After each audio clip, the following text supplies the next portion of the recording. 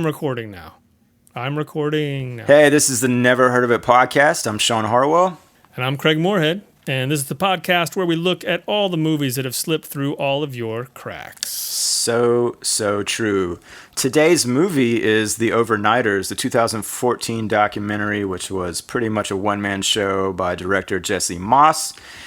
This is the movie that, I'll just read from Wikipedia, depicts the lives of people chasing the dreams of high salaries in the North Dakota oil boom, only to discover that affordable housing is almost impossible to find.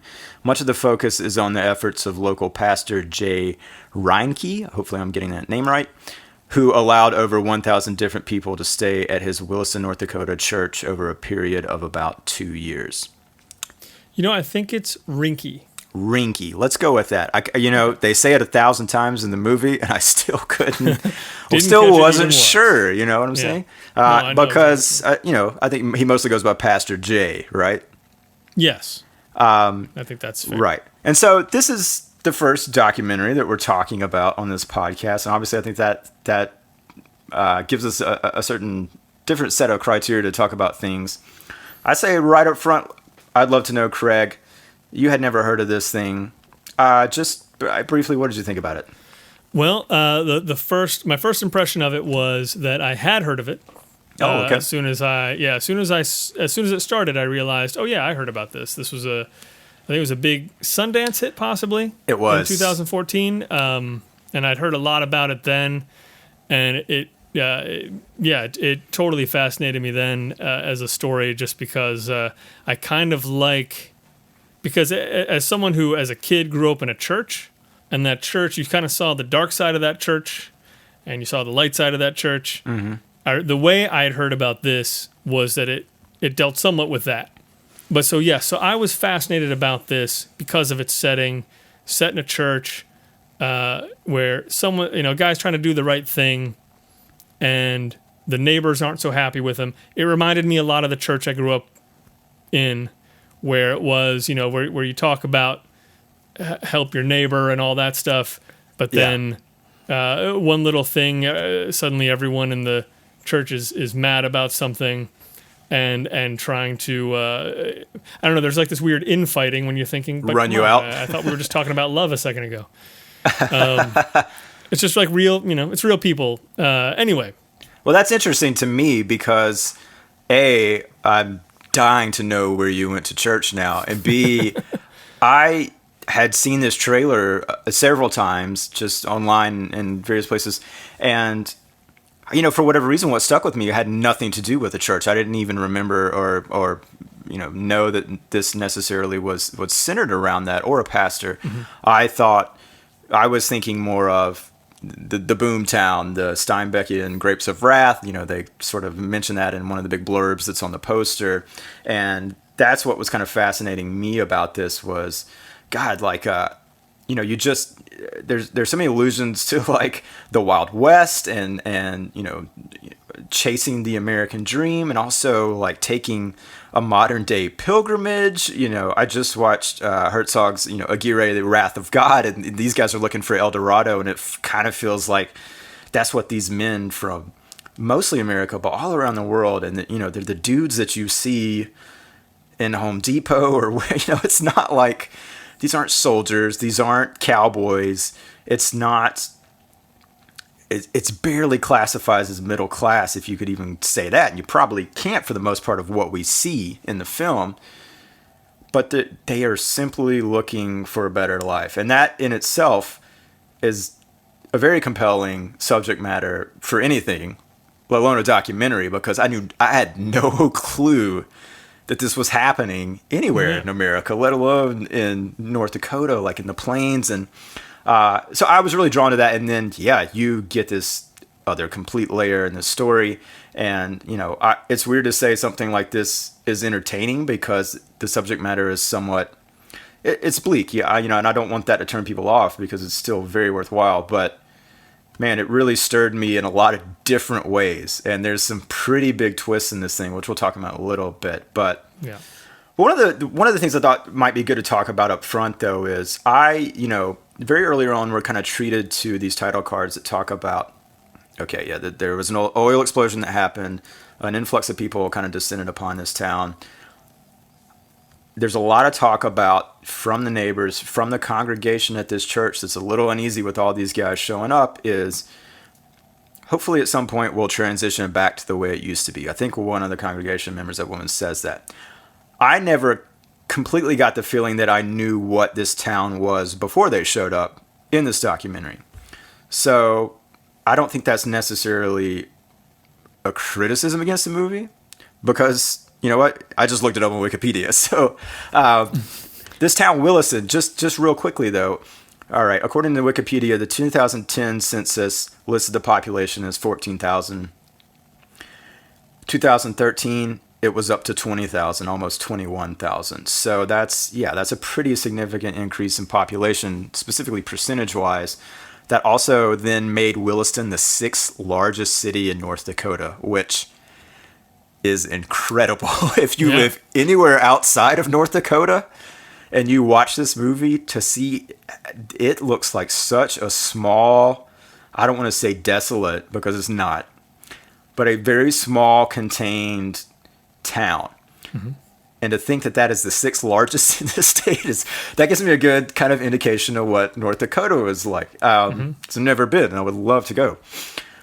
So I thought some of that was interesting and kind of good to know, because, we're not really treated to that. We start right from the get-go. These people are already here.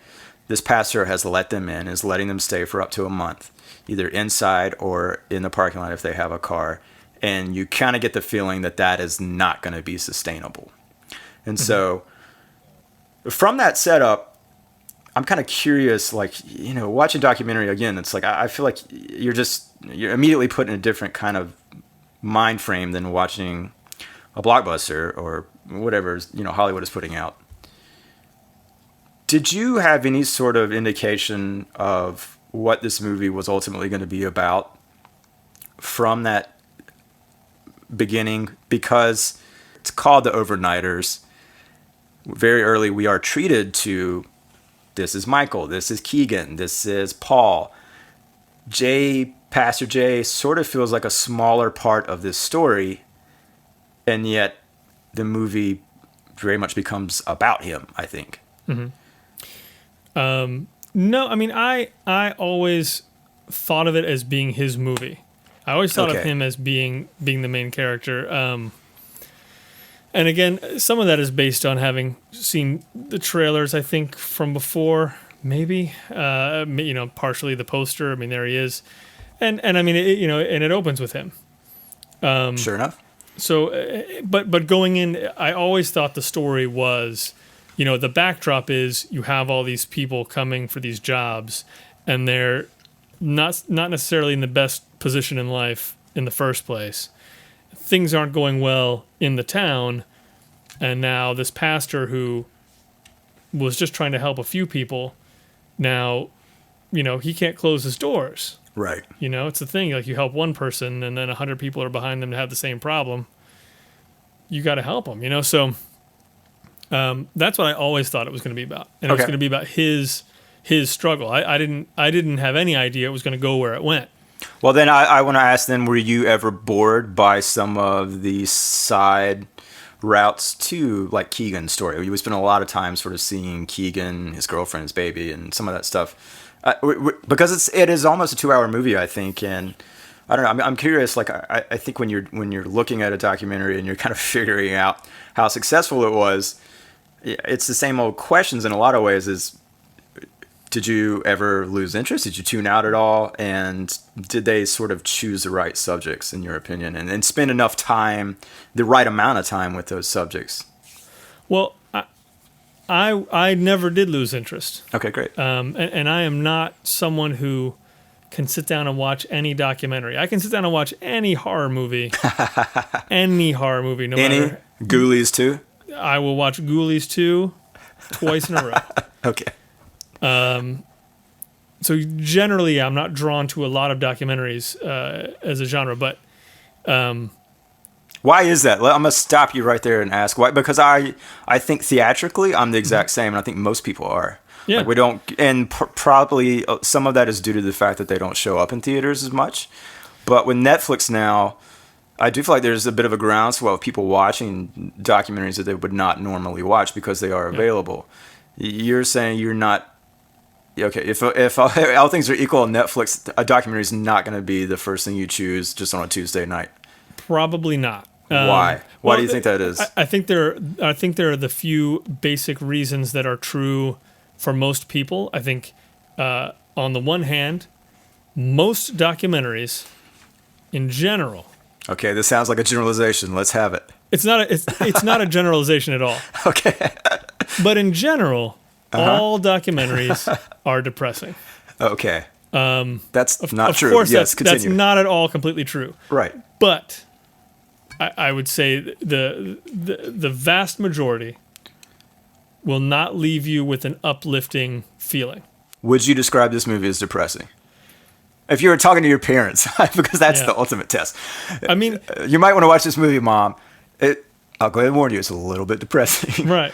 Well, But yeah, I mean, it's worth maybe the time. depressing is not the word I would want to use because I don't want to make it sound like it's just some bleak Right, but we all movie do that's it. supposed Yeah. to make you feel bad. It's not. Right, exactly. But it is showing the lives of people who are in this struggle, and it's a real life struggle. That's the thing. You know it's real. And if most documentaries follow real life, generally it's going to be bittersweet to sad.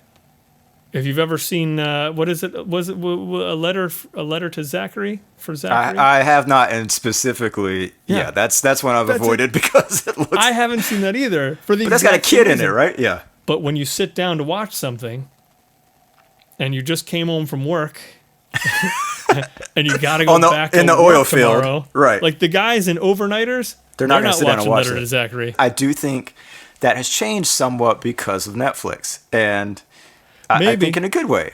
In a good way, I do feel like Joe Schmo, who really does not keep up with movies or care that much about movies, they are watching documentaries on Netflix. I don't know if they're watching this one. I hope so. I feel like it's been featured on Netflix a little bit.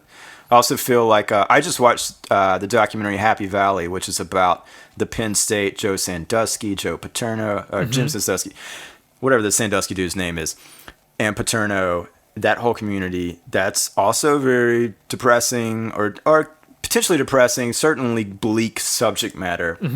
And I don't know. I feel like it's probably drawing an audience on Netflix because it's also telling the story of football fans, right?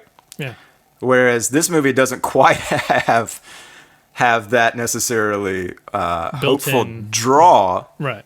And yet, as you said, it's about religion, and obviously most Americans identify as religious. It would be really neat if this kind of thing became a steady diet for moviegoers. It would be really interesting to see how that would affect society in general. If people didn't necessarily avoid seeing hardship and facing it in your own life and all that stuff, and it's like, instead constantly sort of trying to escape, which not all people do. No, but I certainly do. I certainly look for my own. I mean, I look for my own comfort food and all that. Another question that this movie raised to me, which I think is something you have to think about with if you're making a documentary. Anytime you're watching a documentary, I think this is a question that you should ask. Is there any sense of the fact that a documentary is being filmed by the subjects themselves in the movie? I think this is an example of one where I would say emphatically no. There seems to be no concern that there's a camera here, and even any sort of regard that there's a camera here. And it was even more interesting to me in this case because the guy that's the focus is indeed a pastor and has a congregation. And I have to imagine, and I'm curious why this is not addressed in the film. I wonder if you ever thought this. Did somebody say, "Hey, what's with the camera? Why are you doing this?" And do you feel like in the context of the film that you have an answer or that you could guess what Pastor Jay's answer would be to that question? I do, and I did think about that, and I especially thought about it at the end. The first thing I thought being, wow, the people making this movie really kept themselves out of it. Mm-hmm. I never sensed them. What I imagine Pastor Jay's reasoning for that to be, I would assume, is that he realized he was in a tight spot. I'm guessing he thought, well, maybe if we can sort of document what we're doing here, maybe this will be able to sway people. They can really see what's happening. When it started, he may have thought this is going to help the situation. Do you think he succeeded in that? I mean, by the end of this thing, I don't know. That's a tough question. No, I don't think he did, and I think that's sort of the nature of documentaries, and again, kind of testament to how good this documentary is that if Pastor Jay started at a point where he thought this documentary is going to be about me and my ministry and how I'm helping these people, and that's going to help us to help these people. But when that narrative starts to leave the track, they just went with it, and it sort of became more about, there's definitely that feeling of, I guess it's kind of in the background, but this is all centered around the fact that North Dakota became a huge place for fracking. Yeah. Which is, apparently has many, many, many drawbacks, but no one seems to care. And when there are tons of jobs to be had, of course, the people who want jobs certainly don't care. They want to get jobs. They want to earn money. And so they all go there. And I kind of feel like that whole industry sort of just steamrolled everything in its path. And I feel like that's what the movie ended up being. I think that's really interesting. And what I really appreciate about you even bringing this up is I don't think the film makes that point itself whatsoever. It hardly even touches any environmental side effect from this industry. It hardly even touches the industry itself, period. There's a woman that expresses... she expresses concern about what's going to happen to her prairies, and I thought that was a really interesting way of just putting that out there. So, and that's such a smart thing to do as a filmmaker because of how, well, I say it's smart and maybe not. I mean, but how politicized the kind of climate is right now. It's people. I'm sure there are people that look at just the synopsis of this movie and see oil boomtown in a documentary. They're going to think it's anti-oil. Mm-hmm. It's anti-capitalist, job creation kind of thing, and are probably going to write it off. And I'm going to say those people are wrong. They should not do that. They give this movie a chance. That's not what it's about. No. But it's also, I do wonder if the temptation for this documentary filmmaker was there, just knowing that, there's a built-in audience, a niche audience, but especially one that's probably more akin to be paying attention to film festivals that may lean towards the side that's saying, this is not a good thing for the environment. And so, I don't know. I really applaud that decision and the way that they handled that. And I think it's interesting that you brought that up because, I mean, you should make that conclusion probably, but it's not made by the film. Yeah. No, not at all. And I think, it's one of those things too, where you could, as a filmmaker, kind of make the decision that, and I guess you'd have to be a super smart person to do it, and I think Jesse Moss may well be, where you can kind of look at the situation and say, okay, fracking is causing a lot of problems. There are going to be this huge influx of people coming in for these jobs. There's already a problem because Pastor Jay is dealing with it. Right. And so it's the kind of thing where you don't need to step in and say, look how bad this is. You just have to let things play out. Because, most likely, things are not going to get better. In a way, which is it's so ironic in a way, just because that's the entire reason these guys are going there, right? I mean, they're going there for jobs, supposed to make their lives better. Yeah, and that may be one thing that it's missing, unless that simply doesn't exist. And maybe you can remind me if this was in the movie. I'm not thinking about it. But, I mean, were there any of these guys who sort of had a happy ending? Like, any of these guys who went there and got the job and were like, okay, well, I got my job and I'm working on it. I mean, Keegan seems to come the closest, but then even him. I think he comes the closest. I mean, some of his takeaway for me was the negative experiences were more just being homesick a little bit, and the strain that's caused by going away from your family, especially if you're married or have a kid or whatever the case may be, which he did, and saying, I'm going to go up here and make money, I'm going to send it back, and then when this job is over, I'll come back. You know, it's just the simple strain of being apart, which could have happened anywhere. But yeah, I think he came the closest. He got promoted in the film, and definitely there was genuine excitement on his behalf and pride in the fact that, you know, he was doing a good job and being recognized for it. Yeah. And so I think that kind of stuff is important to balance the film out.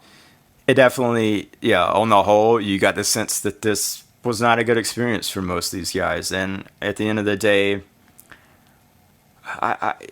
you just sort of question whether the money is worth it. I mean, part of me was watching this movie, which is kind of interesting. We're talking about this, thinking the whole time, like, God almighty, we have just got to get rid of this idea that money doesn't buy happiness, because look at how unhappy these people are, and are flocking just in the prayer that they get a job, like a good paying job. They've had some rough circumstances in their lives. They're skilled. They're ready and willing to give up everything just to have a job, because they need that income, and that income provides so much. So you can't tell me that money does not provide. And so I was feeling that throughout the whole thing. And then that poor dude from, I think, South Carolina, who was was saying that he came here to save his family, and kind of left thinking that this is actually what tore his family apart. Yeah. And oh man, that's heartbreaking, and also I don't know, it's an interesting lesson to look at. I kept thinking the whole time I was watching this, like, this should be, college teachers got to be showing this movie to their students, right? Like, it's just, it's like, it's so educational in a lot of ways. I mean, it's just everything, even from, we can get into it, there's a big twist with this movie when they start looking into the number of registered sex offenders, and you're talking about, a lot of this movie has to do with redemption and giving people a second chance. And obviously that's a certain segment of the society that most of us are not prepared to welcome into our homes, our communities, in any sort of forgiving way. And the takeaway from that is complicated. It's complex. I don't think it's black or white. I don't think it provides a good answer. I don't quite know how I even feel about the whole thing. Even watching the movie and seeing some of the neighbors refuse to talk to Pastor Jay, and sort of the one lady who they have cast as the person who's sort of spearheading the movement to stop this overnighter thing, and get her church back to normal. And there's that first impulse within me to just dislike those horrible people. Like, why, you're selfish and you're, all that. But I mean, in real life, I don't know that if I would feel much different from them. I mean, it would, I don't think I would. Yeah. As they said in the movie, it starts off with him allowing, I guess, 15 guys to kind of stay there for the winter. And then it just becomes this constant thing where people are these strange people from out of state who, I mean, in the movie, it seemed like most of them had some dark histories. And they already had. I mean, not specifically at that church, but the film very early establishes that there was a local woman killed by two guys over there. Yeah. And that creates a very fearful climate, especially in a town that's, you're not even barely 20,000 people. And understandably so. It wasn't a town that was attracting people. No, at all. It was probably repelling people, if anything. I know, exactly. So, no offense, it's a fairly, it's probably a fairly closed community. Mm-hmm. And, and that's kind of how they liked it. So it is, it's kind of a story about that, where you're adding people in from all over the country. Mm-hmm. And here's Pastor Jay, who is trying to do the right thing the thing So you would hard. expect him to do so hard that there's even that point in the movie where he says, he thinks maybe he has a problem not saying no, that he would rather say yes and just deal with the consequences later. I will say, like, yeah, Pastor Jay is really intelligently self-aware, and just, I mean, when you're thinking about, God, how do you tackle a documentary? How do you pick your subjects and the stuff that you put in the movie and leave out of the movie? I mean, this guy I felt like was just, offering up gold every time he opened his mouth. I wrote down the line. He says, even at one point, maybe this is more self-serving than I realized. And that's like, it's always like exactly at the time where I'm thinking the same thing about this guy. And it was just really, really interesting to watch him, kind of verbalize what's going on with him in a way that was, succinct and really had some depth to it. And just kind of aware of his own limitations and motivations, I guess. I think I want to just mention that there's a fantastic article I found online that kind of goes over, they ask like various questions of this director and talk about a lot. If you watch this movie and have questions, there's an article that we'll post online that will help answer some of these. And one of the biggest questions I think we should talk about is the scene where Pastor Jay tells his wife that he's had male attractions and that he's basically being blackmailed by someone that he had intercourse with or some sort of sexual liaison with. And I defy anyone to watch that and not in the back of their head, like, even as powerful of a moment it is, think, why the hell is he letting them film this? Yeah. And this article answers that, and I think it's kind of important to just talk about. It's just that, the director says that the whole thing was surprising to him. He did not know that they were going to do that, and he just thought his understanding was that it sounds like he didn't know about it, but that he thought that Pastor Jay was going to tell his wife in a private situation without him, and this is how it came out. And, if they had ever asked him to turn the camera off, he certainly would have done that and would not have put it in the film unless they somehow gave their okay to it. And again, that just, God almighty, it kind of makes me, I don't know how I feel about them from that. It's like, I want them to not put that out there just on a personal level. And yet I really have to admire them for doing that, because it feels less hypocritical to me, despite the fact that he's preaching one life and living a different one in the regards to his sexuality or sexual impulses, than it does, this is a guy who's showing us in a million ways that he cares for people and he's being honest to people and accepting of people, than to not, if he had not asked and admitted that and then basically asking for acceptance of who he is and what he's done as a sinner, then to me that's more problem. Like, if we had found out about that like 2 months after that, this documentary comes out, then that to me is a problem. I would lose a lot of respect for this guy, I think, in a way. So it's a conflicting scene for me, and one that is probably the most powerful thing in this documentary. Yeah. How did that land with you, just watching it as an experience? I mean, you didn't know about it, did you? No, I had no idea. Okay. And I didn't think about what you're talking about until you just brought it up now. Just because I feel like at that point I was so in that moment and in that movie that I didn't even consider what kind of went into that. But it is interesting that he would choose to do that. And a part of me feels like, I wonder if, again, he's a super self-aware guy. I wonder if he got to that point and he could see what was coming, and it was kind of a thing where it's like, it's almost better to document everything he does from here on out. Interesting. Than to do it behind the scenes, you know, and have it just blow up in weird ways. And then, might as well, if you're going to be exposed, you might as well be the one to expose yourself.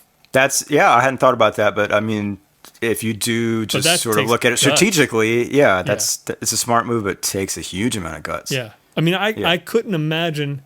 I mean, I couldn't even imagine having the conversation. I mean, that is a life crumbling conversation to someone who you have lived with and presented yourself as one thing for so long. I mean, that's brutal. So I don't know. Any last kind of thoughts on this, Craig? Let's talk about the light here, the sweetness in the light for a second. Was there any sort of moment that made you like laugh and smile? I mean, I had several. And waving at the Amtrak train. The Amtrak was fantastic. I didn't know what to think at that point. Yeah, this is a guy who stops his car to get out and wave at an Amtrak and is giddy about it. Yeah. Pastor Jay. And if it happened earlier in the movie, I would have been like, wow, that sure is a happy guy. But it happens a little later in the movie, and it kind of feels like he might be cracking up. It feels like he might be cracking up, or he just really, really needs to wave at a train. But mostly, he needs to be happy about something. Yeah, and that is kind of coming on the heels of when he goes to get that RV, and the woman is like, "Get off my property! I have the loss." I mean, that whole sequence was. It would not be comical to experience in real life, but in the movie, I couldn't help but like, oh my god! But Jay doesn't seem to care. Doesn't seem to care. That blew my mind when she came out with a gun and he was just sitting there like, And that's definitely where you start to feel the slide of what he's doing has really overwhelmed him. Yeah. But there was also, before that, there's the part where he's talking to that guy, Keith, who there's some very interesting stuff about that guy that I think has come to light, which is in that article we'll post. And he's he's calling his wife to say that Keith is going to come stay with him. He's going to come on over now. And he asks Keith, "Do you eat tuna sandwiches?" And then he's telling his wife, he eats tuna sandwiches. He's just like, really, like, this is great. See, look, Keith has so much in common with us because he eats tuna sandwiches. And then you see them, and then this is the most important part. You see them eating the tuna sandwiches with the family, and it's everyone at a table. Yeah, it's almost like the Odd Couple kind of situation, or just like Guess Who's Coming to Dinner. I mean, in a weird way. And I mean, I really just you appreciate those moments so much, not just because of what they are, but especially in the context of the movie. And without them, I think it would have been easy to kind of cut some of those. I think, but it would have been to the detriment, I think. Oh, I guess my final thing to say about it is it's fascinating to me, and it reinforces some of my more cynical beliefs in humanity that if Pastor Jay had never helped any of those guys, he'd probably be coasting right along in his life. Mm-hmm. But because he helped people, everything fell apart. And you can't say only because he helped people, because he was lying. That's another problem too. He had dishonesty going on in his life. But it's interesting that was what sort of, you might say, fracked up his life. I would definitely say fracked up his life. I honestly, this is extremely nerdy and stupid, but watching this was seeing some parallels actually to what just happened in Game of Thrones. I don't know if you've watched it or not, but there's a situation where Jon Snow is basically paying attention to the larger situation at the expense of those that are closest to him and those that are kind of under his direct kind of command. Yeah. And that's sort of what happens here, is that the city, he's taking care and devoting his entire life to helping these other people, and it's those closest to him, it's the city that undoes it. One of the things I want to ask you is, because Hollywood, I feel like they've been buying a lot of documentaries. I've been hearing for years that, King of Kong is going to be made into a feature film, or there's a great documentary about those like live action role player guys named Darkon that was supposed to be made into a fiction film. And I feel like there's always the intent to take a documentary that's as good and as riveting as something like this, and then turn it into a blockbuster or, an Oscar bait kind of movie. Do you think that would work with this particular story? I think it could. Yeah. I would be afeared that they would end up with a happy ending somehow. I mean, if it was a true Oscar bait movie, it would not have to be totally happy, but I feel like it would be more happified. And it's another movie I thought about while watching this. I guess for somewhat obvious reasons is 5 Easy Pieces. I did too. I honestly did. Nice. And mostly because I thought the sequel to this story would be Jay working in the oil field and like what the hell that looks like, Exactly. And I thought of 5 Easy Pieces, 5 Easy Pieces for some reason. 6 Easy Pieces. I don't know. I mean, I can't say it would be as riveting as knowing that it's all real and happening, but it's a really good story. And I feel like if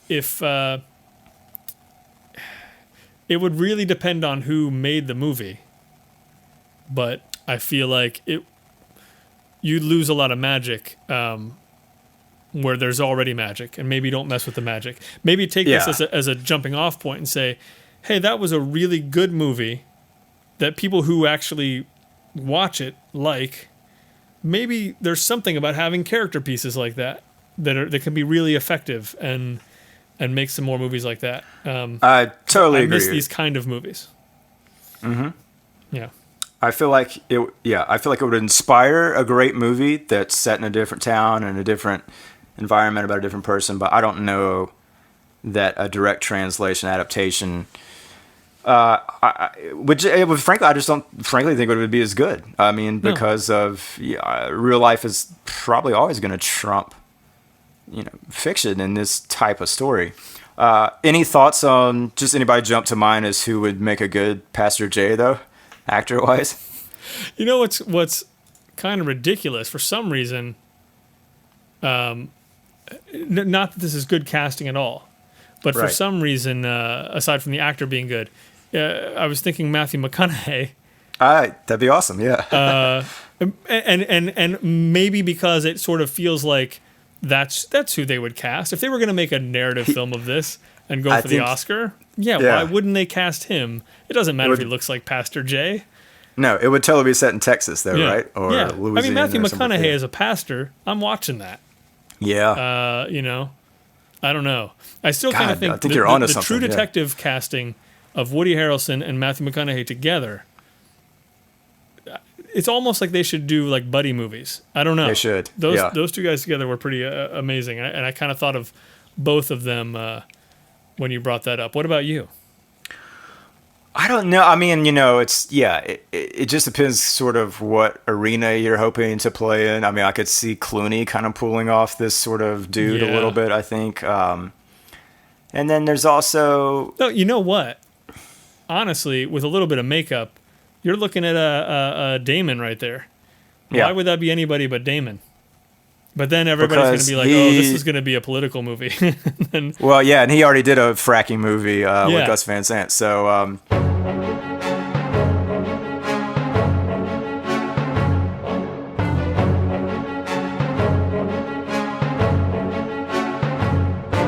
Hey everybody, I want to tell you about next week's episode, essentially our Christmas episode, and we have a really special guest for you. It's the one, the only Son of God, Son of Doug. Doug is his dad's name. Our guest is Damian Leahy, writer-director of The Heroes of Arvine Place, writer-star of Cocaine Angel, and several shorts and other kinds of projects, super creative guy. And a lot of fun to talk to. We're going to be talking to him. We're going to be talking to him about the 2007 movie Shadows in the Palace. Look for it. It's not easy to find, but if you can, check it out, watch it. It's really good. And join us back here, and we'll be talking about it.